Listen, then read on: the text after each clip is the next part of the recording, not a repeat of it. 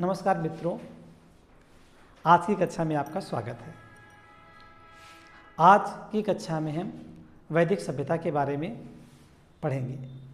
वैदिक सभ्यता या वैदिक संस्कृति दोनों मूल रूप से एक ही विषय वस्तु है।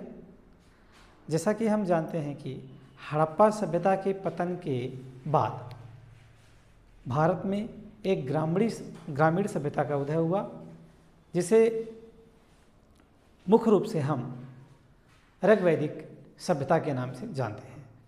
चूँकि एक सभ्यता के विषय में जानकारी प्राप्त करने का मुख्य स्रोत ऋग्वेद है, अतः हम ऋग्वेद के आधार पर ही इस सभ्यता में एग्जाम में पूछे जाने वाले प्रश्नों का अध्ययन करेंगे। ऋग्वेद भारत की प्राचीनतम रचना है, जिसके विषय में कहा जाता है दोस्तों कि इसकी रचना सप्त संधव प्रदेश यानी आधुनिक पंजाब और उसके आसपास के क्षेत्रों में हुई थी। इसकी रचना 1500 ईसा पूर्व के आसपास प्रारंभ हुई और इसके अंतिम रूप का संकलन 1000 ईसा पूर्व के आसपास महर्षि कृष्णद्वैपायन वेदव्यास के द्वारा किया गया। प्रारंभिक चूँकि ऋग्वेद के आधार पर इस कालखंड के विषय में हमें जानकारी मिलती है, उसे हम ऋग्वैदिक काल कहते हैं। तो समय न गंवाते हुए सीधे बिंदु पे आते हैं। पूर्व वैदिक काल। पूर्व वैदिक काल का तात्पर्य ऋग्वैदिक काल से ही है। इसे पूर्व वैदिक काल अध्ययन की सुविधा के लिए कहा जाता है। चूँकि ऋग्वैदिक काल की रचना पहले हुई, इसलिए उसे पूर्व वैदिक काल कहते हैं, तथा उसके बाद जिन जिन वेदों को यानी कि सामवेद, यजुर्वेद, अथर्ववेद की रचना हुई, इसलिए उस काल को हम उत्तर वैदिक काल कहते हैं। दोस्तों, उत्तर वैदिक काल 1000 ईसा पूर्व से लेके 600 ईसा पूर्व के आसपास के समय को माना जाता है।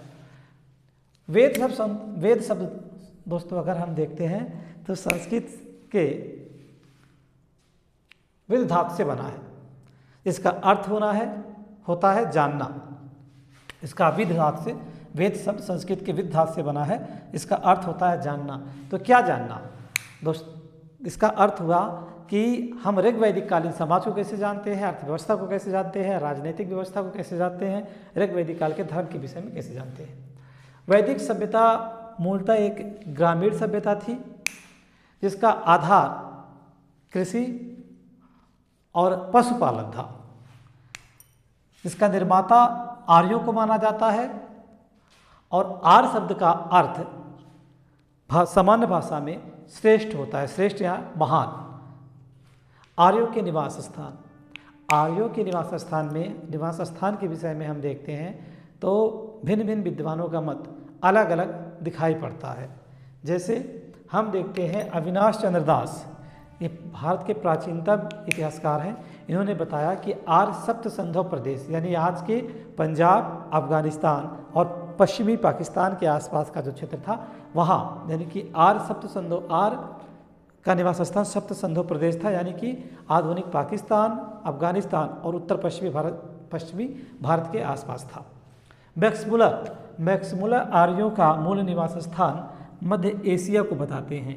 इनका कहना है कि आर्य मध्य एशिया से खानाबदोश रूप में या चरवाहे के रूप में या घुमक्कड़ के रूप में भारत आए थे। तीसरा देखते हैं दोस्तों, महत्वपूर्ण है एग्जाम के दृष्टिकोण से स्वामी दयानंद सरस्वती का मत। स्वामी दयानंद सरस्वती कहते हैं कि आर्य तिब्बत से भारत आए थे। आर्य तिब्बत से भारत आए थे। इन्होंने अपने तथ्य के समर्थन में तत्कालीन भारत की जो कृति है उसका उल्लेख किया है। बाल गंगाधर तिलक दोस्तों अपनी पुस्तक the Arctic home of the Aryans में बताते हैं कि आर्य भारत में आर्कटिक प्रदेश या उत्तरी ध्रुव से भारत आए थे। जो दोस्तों अगर हम अपने विवेक के मानदंड पर इसको तोला जाए तो ये सत्य नहीं प्रतीत होता, क्योंकि उत्तरी ध्रुव वर्तमान में बर्फीला जगह है, वहाँ किसी व्यक्ति का रहना ही संभव नहीं है। तो वहाँ से आर्यों के आगमन की तिथि या आर्यों के आगमन का प्रश्न ही निराधार है। जो भी है, एग्जाम में चूँकि इन बिंदुओं से प्रश्न पूछे जाते हैं, इसलिए हमने इन बिंदुओं के विषय में आपको बताया। अगला महत्वपूर्ण बिंदु है दोस्तों, मध्य एशिया के बोगजगोई नामक स्थान से एक अभिलेख मिला है, जिसमें हम देखते हैं भारत के 4 वैदिक देवता, जिसकी चर्चा ऋग्वेद में भी है, जो है इंद्र, मित्र, वरुण और नासत्य। इनके बारे में जानकारी मिलती है। बोगजगोई के अभिलेख में लिखा गया है कि वहाँ के जो क्षेत्रीय राजा हितनी और बितनी राजाओं ने जब आपस में संघर्ष किया तो चारों जो भारतीय देवता थे, ये देवता वहाँ पर गवाह के रूप में या साक्षी के रूप में उपस्थित थे। इस काल के विषय में इंद्र, मित्र, वरुण, नासत, दोस्तों ये चारों देवताओं को याद रखिएगा, क्योंकि ये चारों देवताओं के बारे में प्रश्न एग्जाम में पूछा जाता है कि बोगजगोई के अभिलेख में किस देवता के विषय में जानकारी मिलती है या नहीं मिलती है। अगला हम देखते हैं ऋग्वैदिक काल। ऋग्वैदिक काल के लोग मुख्य रूप से गेरुए रंग के बर्तन जो आग में पके, आग में बिना बिना कलर किए, बिना रंगे हुए जो बर्तन थे उसको आग में पका दिया जाता था, उसका रंग गेरुआ हो जाता था। तो वर्तमान में वे गेरुए रंग के बर्तन का उपयोग अपने जीवन में करते थे। ऋग्वेद, दोस्तों ऋग्वेद की सबसे महत्वपूर्ण प्रश्न जो एग्जाम में पूछा हुआ था अभी हाल ही में, कहीं मुझे याद नहीं आ रहा है, उसमें पूछा है कि ईरानी ग्रंथ जिंद अवेस्ता और भारत की किस ग्रंथ में समानता पाई जाती है। तो ऋग्वेद के विषय वस्तु ईरान के जो जिंद अवेस्ता नामक ग्रंथ है उसमें समान मिलता है। जैसे जिंद अवेस्ता में हमें आहुर मजदा नामक देवता का उल्लेख मिलता है, आहुर मजदा नामक देवता का उल्लेख मिलता है, जिसका तुलना वर्तमान में वरुण देवता से या ऋग्वैदिक कालीन वरुण देवता से की जाती है। ऐसे डायोनिसिस का उल्लेख मिलता है, इसकी तुलना शिव से की जाती है। ऐसे बहुत से बिंदु हैं दोस्तों। आइए हम सीधे मुख्य बिंदु यानी कि ऋग्वेद पे आते हैं। ऋग्वेद चारों वेदों में सबसे अधिक प्राचीन है। ऋग्वेद चारों वेदों में सबसे अधिक प्राचीन है। इसका संकलन हम देखते हैं महर्षि कृष्णद्वैपायन वेद व्यास के द्वारा किया गया था। इस वेद में कुल 10 मंडल हैं, 8 अष्टक हैं, 1028 सूक्त हैं तथा 10,462 रचनाएँ हैं। 10,462 रचनाएँ हैं। एग्जाम में दोस्तों ये क्वेश्चन पूछता है कि ऋग्वेद के संकलनकर्ता कौन थे, तो आप याद रखिएगा ऋग्वेद के संकलनकर्ता महर्षि कृष्णद्वैपायन वेद व्यास थे। अगला देखते हैं, दूसरे से 7वें मंडल को वंश मंडल कहते हैं। क्यों वंश मंडल कहते हैं? क्योंकि यह मंडल एक ही वंश के ऋषियों के द्वारा लिपिबद्ध किया गया था या संकलित किया गया था, और ये सबसे प्राचीनतम मंडल के रूप में हमें दिखाई पड़ता है। ऋग्वेद का 10वां मंडल सबसे नवीन मिलता है। क्यों सबसे नवीन मंडल है? क्यों? क्योंकि हम देखते हैं इस मंडल की रचना सबसे अंत में की गई थी। जैसे जैसे आप देखते हैं समाज थोड़ा सा विकसित होता है, वैसे वैसे आप देखते हैं उसमें नए नए तथ्यों, नए नए जीवन यापन की पद्धतियों का खोज हो जाता है। उसी तरह हम देखते हैं 10वें मंडल में हमें मुख्य रूप से पुरुष सूक्त, 10वें मंडल का जो मुख्य रूप से पुरुष सूक्त है उसमें हमें भारत के परम पुरुष यानी ब्रह्मा के शरीर से चारों वर्णों की उत्पत्ति के विषय में जानकारी मिलती है। 10वां मंडल सबसे नवीन है दोस्तों, याद रखिएगा। अभी हम चारों वर्णों के विषय में भी जानकारी देते हैं आगे इसी क्लास में। अगला हम देखते हैं दोस्तों 8वां मंडल छेपक के रूप में जोड़ा गया है। 8वां मंडल आप छेपक के रूप में जोड़ा गया। छेपक पूरा का पूरा मंडल छेपक के रूप में नहीं है, 8वें मंडल की कुछ परिशिष्टियाँ छेपक के रूप में जोड़ी गई है, और जो छेपक के रूप में जोड़े जाने के कारण इसे बाल्यखिल सूक्त के नाम से भी जाना जाता है। बाल्यखिल सूक्त के नाम से भी जाना जाता है। ऋग्वेद में हम देखते हैं तो कुल हमें ऋग्वेद में 25 नदियों के विषय में जानकारी मिलती है। 25 नदियों के विषय में जानकारी मिलती है, जिसमें सबसे महत्वपूर्ण नदी के रूप में सिंधु का उल्लेख मिलता है। क्यों? क्योंकि सिंधु ऋग्वैदिक वासियों के जीवन का, आर्थिक जीवन का, सामाजिक जीवन का आधार थी। इसलिए ऋग्वैदिक काल के लोग सिंधु नदी को सबसे महत्वपूर्ण नदी मानते थे। जबकि हम देखा जाए पूजा अर्चना की दृष्टि से ऋग्वैदिक काल में सरस्वती नदी का ज़्यादा महत्व था। इसलिए सरस्वती नदी ऋग्वैदिक की सबसे पवित्र नदी के रूप में चर्चा में आती है। सरस्वती नदी के विषय में हम देखते हैं दोस्तों, तो ऋग्वेद में इनके लिए नदी तमा, देवी तमा तथा माता तमा कहा गया है। यानी कि ऋग्वैदिक वासियों ने सरस्वती नदी को माँ के समान दर्जा दिया है। ऋग्वेद में गंगा का उल्लेख 1 बार मिलता है और यमुना का उल्लेख 3 बार मिलता है। यह गंगा ऋग्वैदिक काल की सबसे पूर्वी नदी थी। ऋग्वैदिक काल में जो गंगा थी ये सबसे पूर्वी नदी मिलती है, जबकि सबसे पश्चिमी नदी आप देखेंगे तो कुर्रम दिखाई पड़ेगी जो अफगानिस्तान में बहती है। गंगा यमुना के दोआब के क्षेत्र को ऋग्वैदिक काल में ब्रह्म ऋषि देश के रूप में जाना जाता था। क्यों? क्योंकि इस क्षेत्र में पवित्र गंगा नदी बहती थी और गंगा नदी के आसपास का जो वहाँ का क्षेत्र था, हालांकि ऋग्वेद में गंगा का बहुत उल्लेख नहीं हुआ है, लेकिन वहाँ ऋषियों की विशेष रूप से प्रधानता थी। गाय को ऋग्वेद में अधन्या कहा गया है, अर्थात गाय का इतना महत्व था दोस्तों कि गाय को मारने वाले के लिए ऋग्वेद में हत्या का विधान या हत्या का प्रावधान दिखाई पड़ता है। गाय ही ऋग्वैदिक कालीन लोगों के जीवन का मुख्य आधार थी और कई जगह हमें दिखाई पड़ता है कि गायों के माध्यम से ही ऋग्वैदिक काल के लोग विनिमय का काम करते थे। गाय की ही गवेषणा होती थी, यानी कि चोरी होती थी, और गाय की हत्या करने वाले के लिए ऋग्वेद में मृत्युदंड की व्यवस्था की गई है।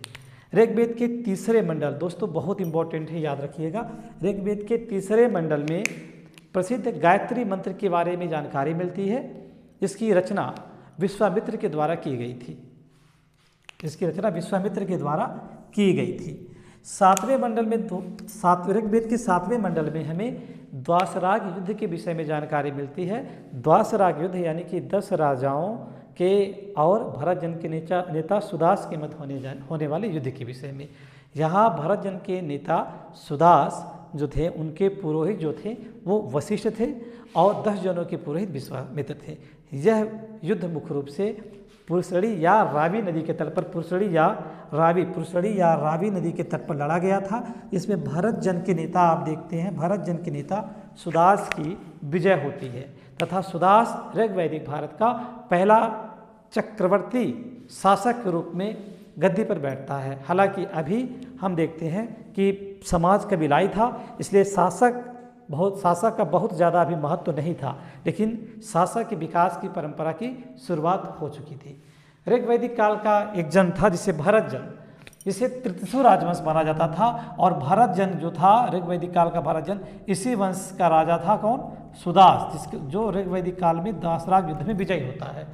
ऋग्वेद के 9वें मंडल में हम देखें तो 144 सूक्तों के विषय में जानकारी मिलते हैं और 144 के 144 सूक्त तत्कालीन सोम देवता को समर्पित है। सोम मदिरा या नशा के देवता थे। ऋग्वेद के 10वें मंडल में हम देखते हैं तो पुरुष सूक्त के विषय में जानकारी मिलती है और जिसमें यह उल्लेख मिलता है कि इसी मंडल से तत्कालीन वर्ण व्यवस्था का विकास हुआ था और चारों वर्ण यानी कि ब्राह्मण, क्षत्रिय, वैश्य और शूद्रों की उत्पत्ति के विषय में जानकारी मिलती है। ऐसा कहा जाता है कि परम पुरुष यानी कि प्रजापति या ब्रह्मा के शरीर के भिन्न भिन्न भागों से इनकी उत्पत्ति हुई थी। ऋग्वेद के मंत्रों का उच्चारण हम देखते हैं तो यज्ञ के अवसर पर होप्त ऋषि के द्वारा किया जाता था, होप्त ऋषि के द्वारा किया जाता था। और ऋग्वेद का एक उपवेद था जिसे आयुर्वेद के नाम से जाना जाता है, जिसके प्रवर्तक प्रजापति या ब्रह्मा को माना जाता है। ऋग्वेद में वर्तमान में कुल 5 शाखाएं हैं। एग्जाम में दोस्तों ये भी पूछा हुआ था असिस्टेंट प्रोफेसर में। ऋग्वेद में कुल 5 शाखाएं हैं, साकल, वास्कल, अश्वलायन, संखायन और मांडुक।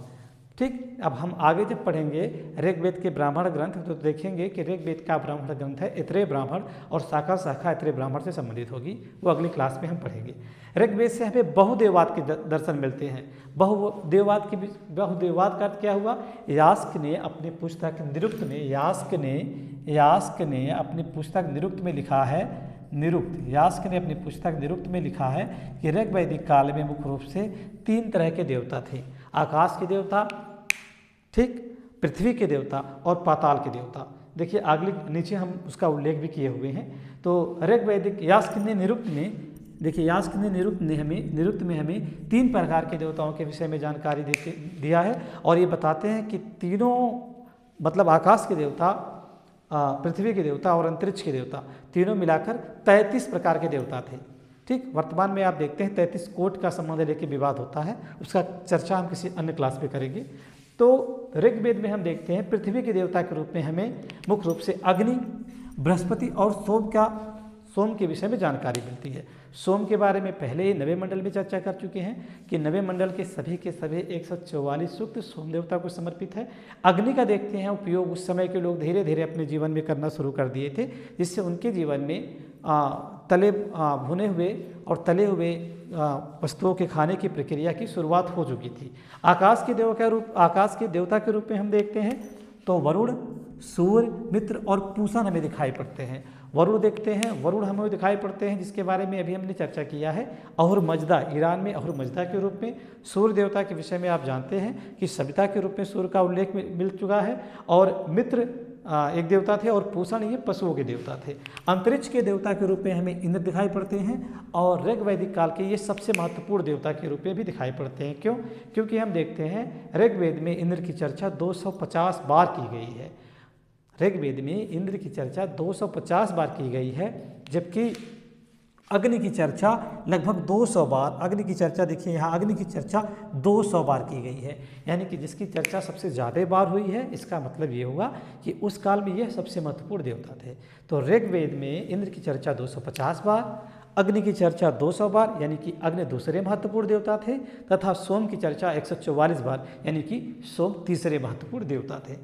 ऋग्वेद में हम देखते हैं दोस्तों, वरुण को ऋतस्य गोपा कहा गया है। ऋतस्य गोपा का तात्पर्य क्या हुआ? जो नैतिक व्यवस्था, जो तत्कालीन नैतिक नियम के संरक्षक थे, उन्हें नैतिक व्यवस्था के रूप में वरुण को माना गया है। ऋग्वेद में हमें सभा, समिति और विदथ नामक 3 संस्थाओं के विषय में जानकारी मिलती है। ऋग्वेद में हमें सभा, समिति और विदथ नामक 3 संस्थाओं के विषय में जानकारी मिलती है। सभा श्रेष्ठ और संभ्रांत लोगों की संस्था थी। समिति में पूरे गांव के समान, सभी के सभी समान, जन समान विद्यमान रहते थे। और विदथ जो थी, पूरे गांव के सभा और समिति दोनों वर्ग के लोग विद्यमान रहते थे। और विदथ ही ऋग्वैदिक काल की सबसे महत्वपूर्ण संस्था थी। कौन? विदथ। ये विदथ जो थी, यह ऋग्वैदिक काल की सबसे महत्वपूर्ण संस्था थी। हम देखते हैं इसके बाद जब उत्तर वैदिक क्लास में हम देखेंगे तो विदथ का अस्तित्व ही समाप्त हो जाएगा। ऋग्वैदिक काल में विदथ हमें सबसे महत्वपूर्ण संस्था के रूप में दिखाई पड़ती है। वहीं अगले क्लास में हम देखेंगे कि उत्तर वैदिक काल में विदथ का अस्तित्व तो समाप्त हो जाता है और समिति और सभा प्रजापति के 2 पुत्री के रूप में हमें दिखाई पड़ते हैं। इसी के साथ आज की क्लास समाप्त करते हैं। जय हिंद दोस्तों।